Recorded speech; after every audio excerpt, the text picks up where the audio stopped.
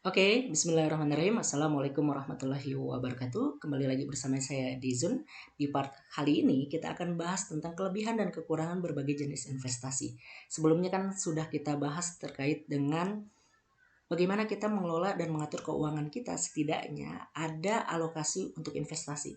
Karena bagaimanapun kita tidak akan bisa investasi kalau kita tidak mengalokasikannya.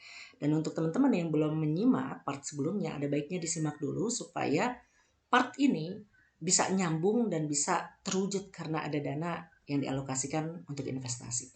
Kita bahas ya. Oke, teman-teman semua, di sini ada berbagai jenis investasi mulai dari tabungan, deposito, properti, emas, obligasi, reksadana pasar uang, reksadana pasar tetap, dan seterusnya sampai trader saham. Kalau kita perhatikan di sini ada potensi profitnya. Kita nanti bahasnya belakangan ya. Tapi kita bahas sedikit tentang semua instrumen investasi ini. Sebelum kita bahas nanti kelebihan dan kekurangan dari setiap investasi yang ada. Yang pertama adalah tabungan. Tabungan yang kita kenal ya, kita nabung ke bank dan kapanpun bisa kita tarik. Kita bisa taruh lagi kapanpun. Dan kalau kita hitung-hitung, kalau kita misalnya naruh sekitar 1 tahun di bank, itu potensi kita mendapatkan 0,75% per tahun. Kalau misalnya tabungan kita sekitar 1 juta, berarti dalam 1 tahun kita dapetin 7.500. Kalau 10 juta berarti kita dapat 75.000. Lalu kalau deposito itu minimal 3 bulan kita menaruh uang kita di deposit. Deposito apa sih? Ya deposito kita naruh adalah salah satu produk dari bank seperti tabungan, tapi di sini terikat jangka waktu. Jangka waktunya minimal 3 bulan dan juga terikat minimal berapa juta yang bisa kita taruh di deposit itu. Dan potensi profitnya dari deposito 2,5 sampai 3,5% per tahun.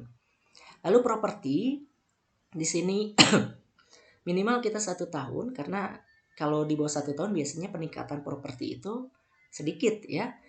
Khusus untuk properti di wilayah residensial atau perumahan-perumahan yang sudah mapan atau pusat kota, itu biasanya naiknya 3-5% per tahun.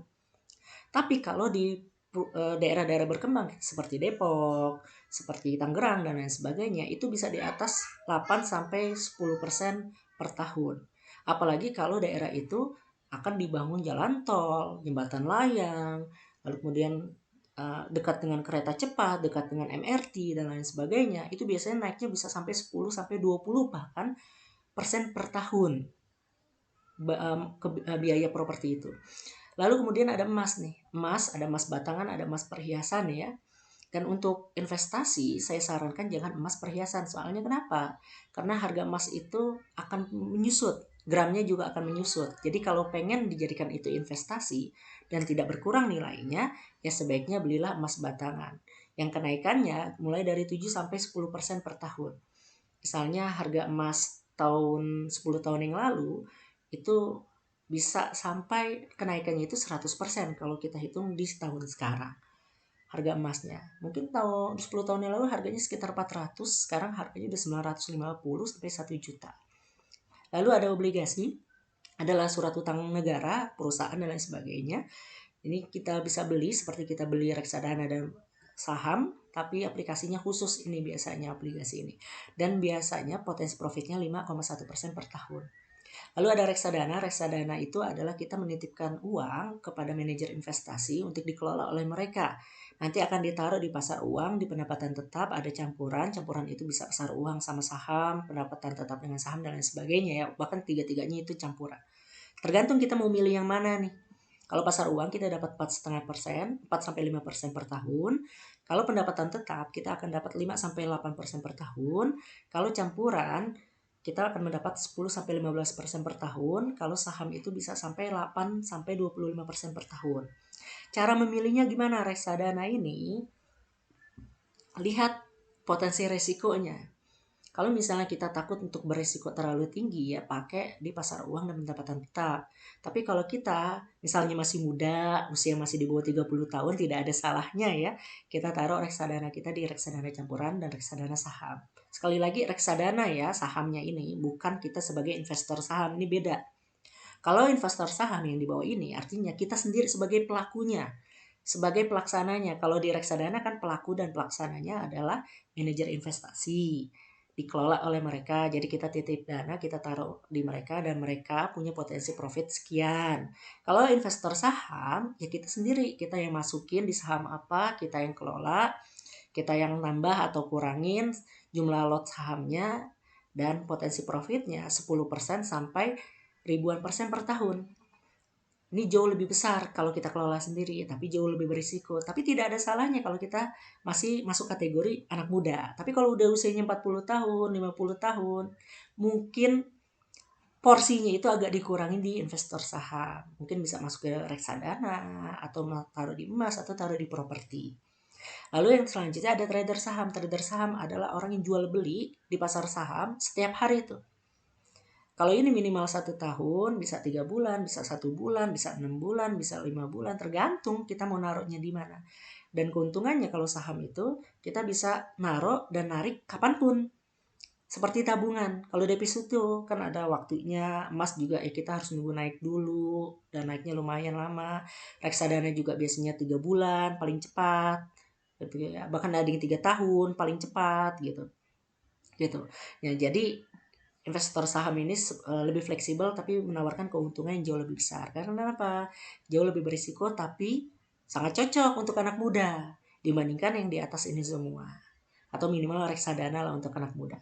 Dan sangat cocok sekali untuk menjadi trader saham, apalagi masih di usia di bawah 30 atau di bawah 35. Ini makanya banyak anak-anak muda sekarang beralih profesi mencoba peruntungan menjadi seorang investor di pasar saham, bahkan trader di pasar saham. Soalnya kenapa? Coba kita lihat profitnya. Dalam sehari dia bisa dapat misalnya paling minim itu 1% deh, misalnya 1% sehari. Itu sangat mungkin sekali, mudah sekali itu untuk dapat 1% sehari di pasar saham. Karena setiap hari ya kenaikan angka saham itu bisa di atas 1% semuanya, kebanyakan. Tergantung kita naruhnya di mana. Apakah di blue chip atau saham di second liner atau di third liner. Biasanya para trader saham ini naruhnya bukan di blue chip, karena di blue chip palingan naiknya 1%, 2%, 3%, naik sampai 5% itu udah suatu yang hebat, itu luar biasa. Nah, biasanya di second liner sama di gorengan atau third liner. Naruh di saham-saham yang harganya di bawah 1.000 biasanya. Karena kenaikannya itu cepat, tinggi, dan penurunnya juga cepat, makanya ada strateginya. Kalau kita bisa menggunakan strateginya, tahu ilmunya untuk trading saham, itu profit 1% itu sangat mudah sekali. Sehari itu sangat mudah sekali 1% itu. Kebetulan saya juga full time stock trader. Seorang trader saham dan full time saya sebagai trader full time sebagai trader saham. Saya full time. Nah, itu 1% tuh gampang banget, mudah banget. Tinggal naruh, ya nunggu kalau sahamnya lagi fluktuatif, lagi banyak permintaan, ya nunggu 5 detik, 10 detik, 30 detik, 1 menit juga dapat itu 1%. Kalau lagi fluktuatif naik turun. Lalu ya kalau misal 1% deh sehari, berarti sebulan itu bisa dapat 20% kita. Kalau kita menang terus, maksudnya menang terus ya kita dapat 1% sehari. 20%. Kalau misalnya uang kita 10 juta, 20% dari 10 juta udah lumayan kan, udah 2 juta per bulan. Lumayan buat nambahin. Misalnya uang kita sebagai misalnya pegawai swasta, gajinya UMP 4.600.000, dari saham aja kita main misalnya atau kita trading sekitar 10 menit deh. 10 menit dapat 1% sehari.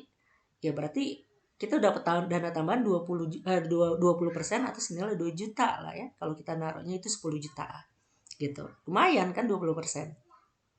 Lalu kalau setahun ya kalau akumulasinya sekitar 120% per tahun. Misalnya 10 juta kita gunain buat trading itu tidak kita tambah tapi kita putar terus, ya dari 10 juta bisa dapat jadi total berarti 22 juta. Dan untuk investasi perlu dipertimbangin apa? Yang pertama adalah profil risiko. Lihat profil risiko dari usia dulu. Kalau usianya 40 tahun, carilah risiko yang lebih rendah atau paling maksimal menengah nih. Sampai ke reksadana saham. Porsinya ya paling banyak itu ke tingkat risiko yang lebih rendah. Bukan berarti tidak boleh ke investor saham apalagi trading saham. Boleh, tapi porsinya tidak jauh lebih banyak dibandingkan porsi untuk yang resikonya rendah. Kalau usia masih di bawah 40 tahun, ya tidak ada salahnya mulai dari emas, properti, reksadana, investor saham, trader saham. itu tidak ada salahnya dicoba gitu. Dan masih masuk profil resikonya itu kalau dari segi usia. Apalagi di bawah 30 tahun.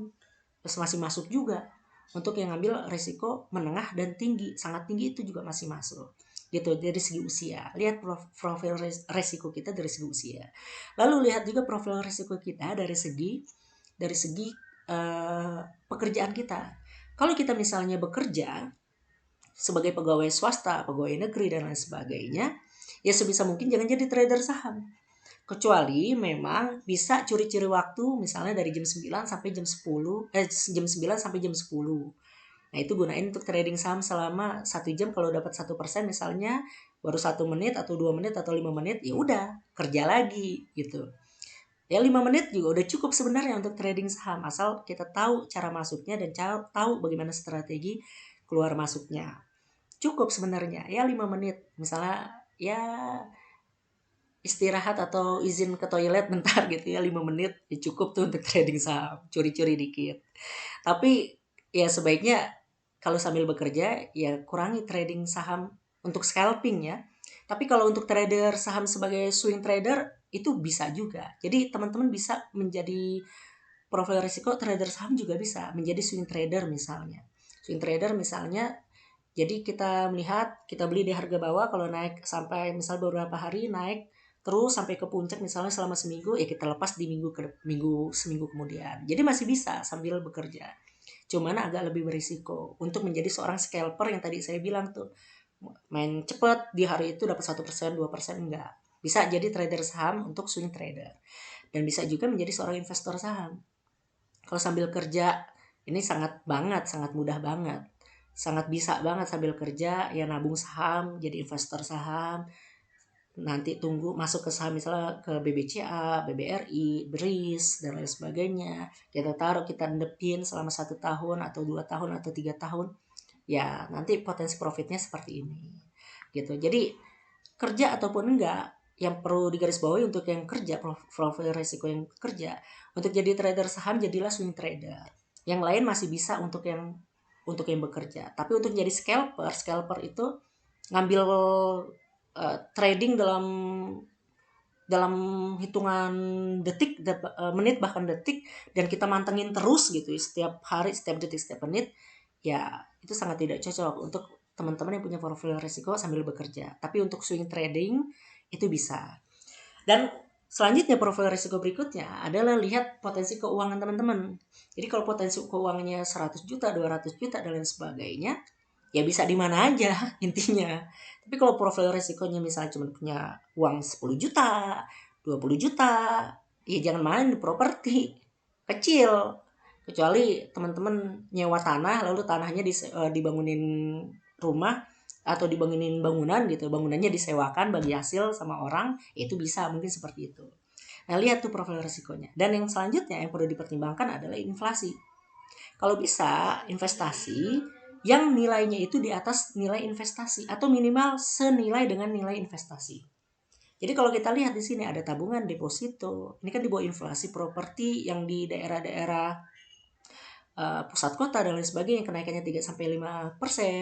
Ya sebaiknya untuk kalau yang masih muda, sebaiknya ya cari investasi yang di atas inflasi supaya apa? Nilai uang kita itu tidak berkurang dengan inflasi. Tapi kalau kita masih muda, ini kan kita ngomongin anak muda ya. Ya carilah yang minimal senilai dengan inflasi kayak obligasi, surat utang negara, atau emas. Emas ini kan investasi untuk jaga nilai ya. Karena nilainya itu kurang lebih sama dengan nilai inflasi, bahkan lebih sedikit 1-2% dari inflasi. Jadi masih untung nih. Bahkan lebih bagus gitu daripada kita nabung atau deposit gitu. Dan kita bisa milih juga ada reksadana sampai trader saham nih. Semuanya di atas inflasi. Kecuali reksadana pasar uang karena memang mengikuti ya kurang lebih inflasi gitu.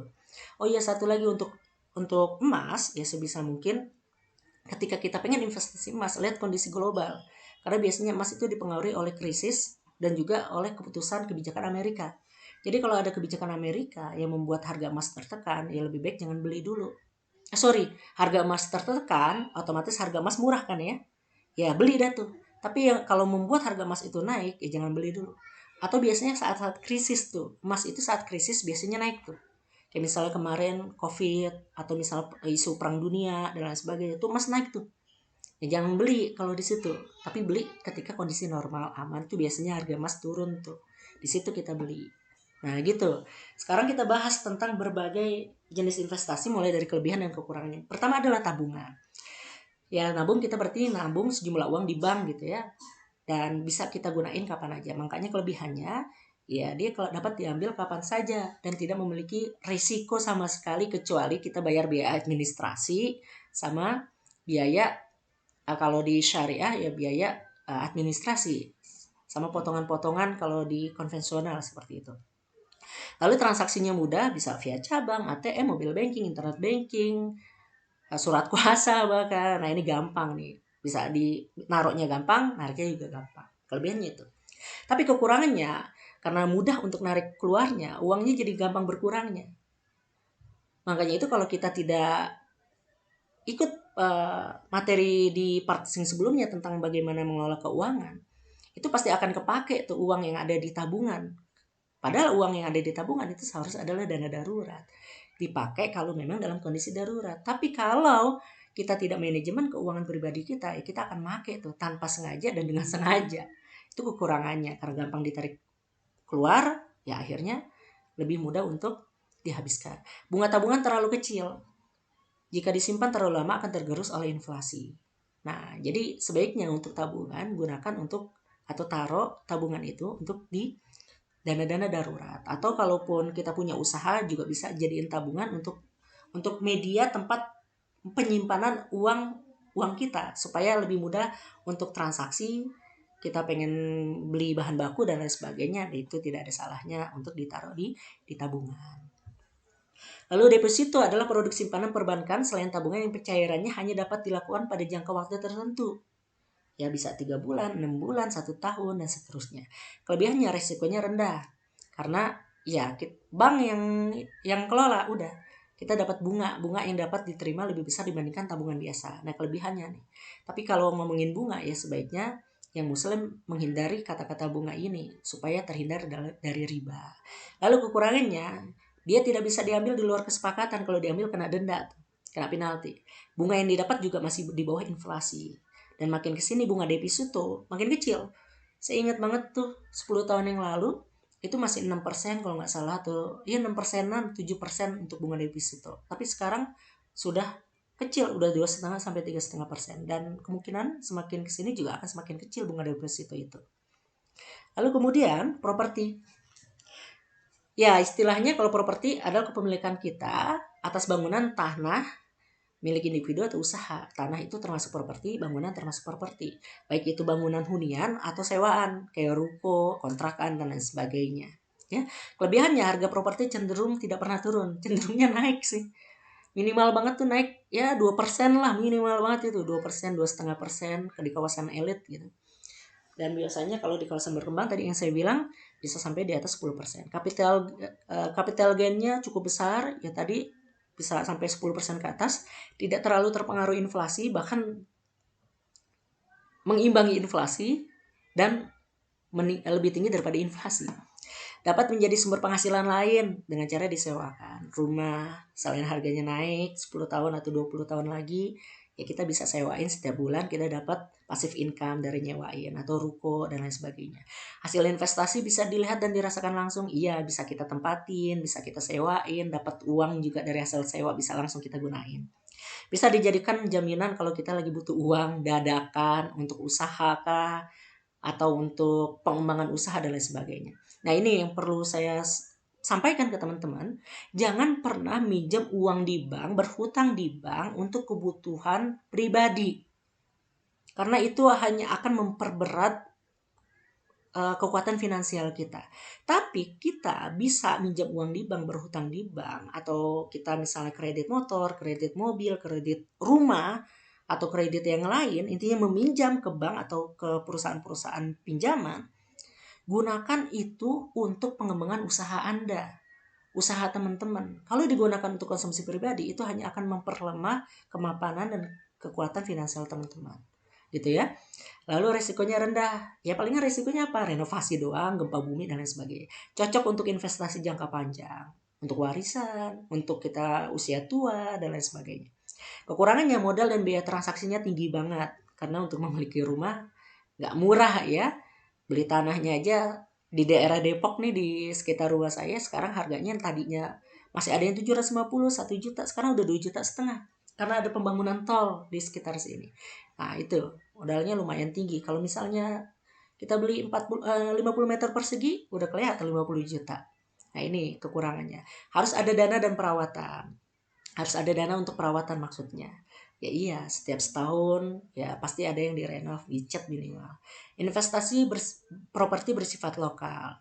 Maksudnya ya kita belinya di Depok, ya jualnya di Depok. Nggak bisa beli di Depok, jualnya rumahnya dipindahin ke Semarang gitu, nggak bisa.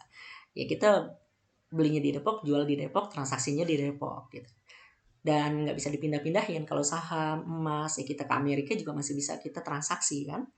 Tidak bersifat liquid, maksudnya tidak bersifat liquid, jualnya lama dan perlu waktu. Berisiko hancur jika terjadi bencana, khususnya harganya ya. Harganya juga gampang hancur kalau lagi ada musibah kayak COVID kemarin tuh harganya hancur, termasuk juga kalau bencana kebakaran, gempa bumi dan lain sebagainya. Rumahnya hancur, harganya hancur, bahkan hilang keduanya, tanah dan rumahnya. Bisa juga beresikonya tertipu.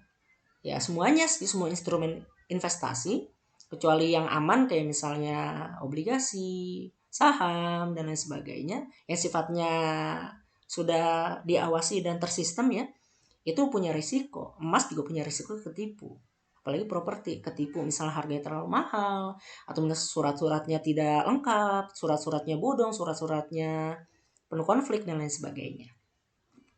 Lalu reksadana, reksadana adalah wadah yang menghimpun dana masyarakat, tadi dikelola oleh badan hukum namanya manajer investasi dan diinvestasikan dalam bentuk saham, obligasi, instrumen pasar uang dan lain sebagainya.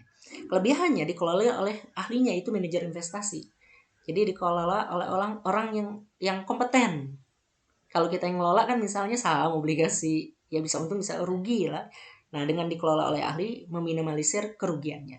Keuntungan lebih besar daripada tabungan deposito ya. Ada 4 pilihan reksadana tadi, ada tetap, uang, campuran, dan saham. Investasinya terjangkau mulai 100.000. Jadi kita bisa naruh investasi 100.000. Kalau saham minimal kan 1 lot. Kalau 1 lot misalnya harganya 10.000, satu lembar sahamnya misalnya 1.000, 1 lotnya sekarang 100 lembar, ya tinggal kali aja tuh. 1.000 kali 100 lembar. Ya berarti kan kurang lebih 1 juta minimal untuk kita beli 1 lot saham itu. Nah ini mulai dari 100.000 udah beli. Kecuali kita beli sahamnya saham gorengan gitu yang harganya 100 perak, 100.000 cukup. Resikonya kecil, menengah, mudah untuk teman-teman yang punya profil risiko mana aja itu bisa. Investor dapat mencarikan kembali investasinya di setiap hari bursa. Maksudnya ya kalau kita sudah tanggal waktunya sudah habis untuk reksadana, udah 3 tahun misalnya kita sudah naruh di sana, lalu kita pengen transaksi, pengen narik, ya bisa kapanpun dari Senin sampai Jumat. Di jam-jam bursa yaitu jam 9 sampai jam 3 sekarang. Seluruh informasi reksadana selalu transparan, sama seperti saham, sama seperti obligasi dan lain sebagainya. Lalu keuntungan lebih sedikit nih kekurangannya dibandingkan saham. Ada biaya yang dikeluarkan untuk pengelolanya, kita bayar juga. Ada resiko berkurangnya nilai investasi karena ya ini naik turun. Karena dia naruhnya di saham, di obligasi, dan pasar uang. Yang di sana kondisinya cenderung naik turun. Beda kalau properti naik, cenderungnya emas juga cenderungnya naik. Walaupun ada turunnya juga, tapi cenderungnya naik. Lalu obligasi, ini surat utang jangka menengah maupun jangka panjang ya. Kita nanti dia akan menerbitin kupon dalam bentuk menerbitkan utang kupon yang bisa kita beli, dan utang itu nanti bisa kita tebus di saat ya masa obligasinya selesai. Memberikan pendapatan tetap berupa kupon, lalu keuntungan atas obligasi, penjualan obligasi, pendapatan gain. Jadi kita dapat 2 nih, ada fixed income dalam bentuk kuponnya dan juga capital gain. Bunga lebih besar dibandingkan deposito. Ada 3 pilihan obligasi, pemerintah, korporasi, dan retail. Kekurangannya, resiko perusahaan tidak mampu bayar kuponnya. Nih ada, saat perusahaannya lagi punya kemampuan finansial yang lemah, utang dia coba nerbitin surat utang, tapi kemudian hutangnya juga akhirnya memberatkan perusahaannya dan nggak kuat bayar, ya itu bisa. Apabila tingkat suku bunga mengalami penurunan, maka harga obligasi akan naik. Begitu pula sebaliknya gitu. Maksudnya ya kalau suku bunga lagi naik, harga obligasinya lagi akan turun tuh. Berarti capital gain kita akan berkurang. Jangka waktu panjang itu lebih dari 1 tahun sehingga tidak dapat dicarikan bila diperlukan atau bila ingin berinvestasi di tempat lain. Bila pihak yang berhutang bangkrut berarti tidak dapat mengembalikan hutangnya. Nah ini resikonya. Makanya itu ketika kita pengen beli obligasi, yang paling aman adalah obligasi pemerintah. Karena kalau pemerintah nggak bisa bayar utang kita, ya habis nih negara kita. Pasti bisa. Lebih aman lah setidaknya daripada korporasi dan retail. Lalu emas adalah investasi penjaga nilai dari inflasi. Bila hendak digunakan untuk investasi, belilah emas yang berupa logam mulia, batangan, atau koin daripada emas bentuknya perhiasan. Itu ya pesannya. Kelebihannya termasuk aset liquid, aset yang mudah dijual. Tinggal kita datang ke toko emas, yaudah. Lalu harganya stabil, cenderung naik, resikonya rendah, dan emas bebas pajak. Kita nggak bakalan dikenain pajak tuh kalau nyimpen bertahun-tahun, puluhan tahun, bahkan ratusan tahun. Melindungi nilai kekayaan kita dari inflasi, dapat dibeli eceran. Bahkan sekarang bukan emas 1 gram aja, 0,001 gram juga ada yang jual. Yang harganya 10.000, 20.000 itu ada yang jual tuh. Nah itu bisa tuh kalau memang kita pengen investasi ngumpulin koleksi emas yang 0,01 gram, 0,1 gram dan seterusnya. Kekurangannya resiko kehilangan kalau kita taruh di rumah, kemalingan dan lain sebagainya. Emas tidak membuat pemiliknya bertambah kaya. Maksudnya bertambah kaya, ya nilainya tetap, hanya menjaga dari inflasi aja. Ada kemungkinan nilai emas anjlok kalau kondisi lagi aman gitu ya. Tapi biasanya naik ketika krisis dan turun ketika aman. Tidak dapat memberikan penghasilan rutin. Maksudnya untuk kita miliki emas, ya udah penghasilan kita dari jual itu emas. Kalau pengen jadiin itu penghasilan berarti kita harus aktif jual beli emas, trading emas gitu. Dan itu ribet banget kalau kita trading emas secara konvensional. Makanya ada yang trading emas secara pasar emas ya, seperti pasar saham gitu. Lalu harga jual lebih murah daripada harga beli toko. Nah, ini nih yang jadi masalah juga. Biasanya harga emas yang kita beli itu dipotong sama ya toko kan mau jual lagi supaya dapat profit ya dia harus harus beli emas yang di bawah harga jual pasaran gitu. Lalu emas sangat cocok untuk investasi jangka panjang ya.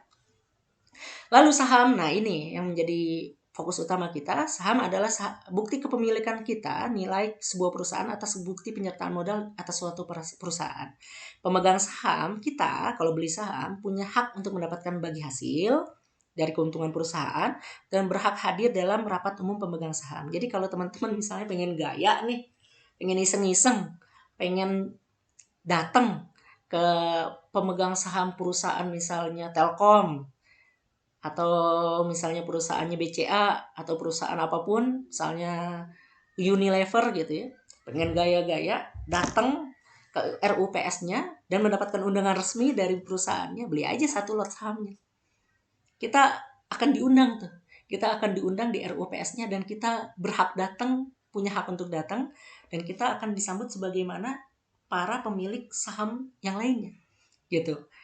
Jadi ya akan menjadi sah legal kalau teman-teman beli 1 lot di satu perusahaan, misalnya perusahaan Antam gitu ya, 1 lot terus foto di depan Antam, di depan bangunan Antam, gedung Antam, terus bilang alhamdulillah perusahaan gue lagi naik nih. Ya nggak ada salah karena memang teman-teman punya porsi walaupun 1 lot di perusahaan tersebut gitu. Kelebihannya tidak memerlukan perawatan. Seperti emas ada perawatan, rumah ada perawatan, terus juga tabungan juga ada perawatan ya. Tidak terdapat bursa efek Indonesia merupakan tempat memperjualbelikan saham dan mempertemukan pihak penjual serta pembeli saham sehingga liquid. Maksudnya ya kita nggak perlu kayak emas datang ke tokonya, nggak perlu kayak jualan properti kita nyari pembelinya, udah ada.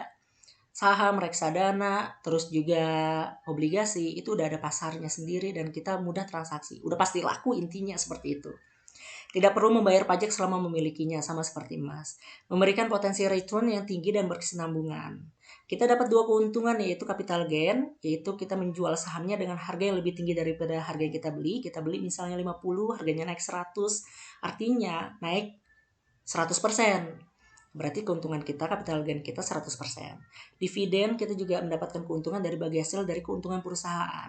Ya, karena kita pemilik perusahaan itu, wajar kita mendapatkan bagi hasilnya. Lalu fleksibel, investasi dapat dilakukan kapanpun, dimanapun melalui aplikasi. Sekarang udah banyak aplikasi trading system, online trading system atau OTD.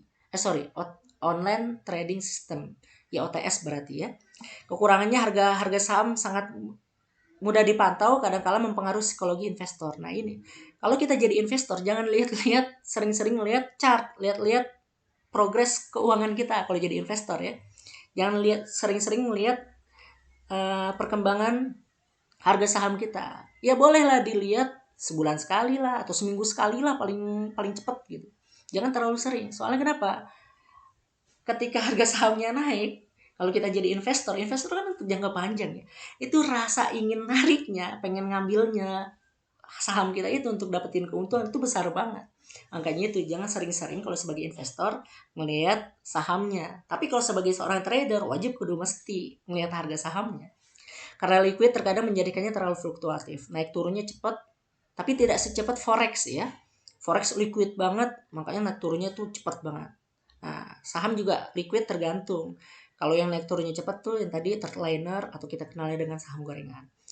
Lalu posisi return yang tinggi terkadang juga berpotensi rugi karena salah memilih saham. Nah, kekurangannya itu. Kalau kita tidak tahu ilmunya, cara menganalisisnya, mana saham yang akan naik, mana saham yang akan turun, lalu tidak punya trading plan-nya, maka bisa dipastikan kita akan rugi. Makanya itu pentingnya kita belajar tentang ilmu itu. Lalu capital loss, investor menjual saham lebih rendah dari harga beli. Nah itu kekurangannya. Kalau kita jual dengan harga yang lebih rendah. Risiko likuidasi apabila perusahaan atau perseroan terbatas menjadi tempat kita menanam investasi saham tersebut bangkrut. Jadi perusahaan pun bisa bangkrut. Maka investasi saham kita turut merugi. Nah, tapi walaupun bangkrut, kita tetap mendapatkan hak kita. Ya paling rendah kan harganya 50 perak tuh. 50 perak ya berarti kita misalnya belinya 100 perak satu lembarnya, ya berarti kita akan mendapatkan 50 perak. Ya rugi sih, tapi setidaknya uang kita masih agak balik lah walaupun 50 perak doang per lembarnya. Lalu bisa juga delisting dari bursa. Delisting itu maksudnya ya udah nggak ada lagi di bursa, hilang. Dan itu uang sisa nasabahnya yaitu dikembalikan, wajib dikembalikan, tapi di harga yang paling rendah yaitu 50 perak gitu. Nah, itu mungkin pembahasan kita pada part kali ini tentang bagaimana memilih investasi di berbagai instrumen investasi yang tadi ada tabungan sampai trader saham. Jadi teman-teman bisa memilih berdasarkan profil risiko teman-teman dan juga lihat berdasarkan mana saham yang mana investasi di instrumen yang setidaknya sama atau lebih dari harga inflasi. Mungkin itu dulu teman-teman untuk part berikutnya. Untuk part selanjutnya kita akan bahas tentang legalitas dan kehalalan investasi saham. Karena banyak teman-teman kita yang masih ragu, ini sebenarnya mudah ini nggak sih? Halal nggak sih? Investasi di saham boleh nggak sih? Lalu juga legalitas, misalnya secara legalitas misalnya ini judi nggak sih dan lain sebagainya. Nah itu akan kita bahas di part berikutnya. Mungkin itu dulu. Terima kasih. Sampai ketemu di part berikutnya. Wassalamualaikum warahmatullahi wabarakatuh.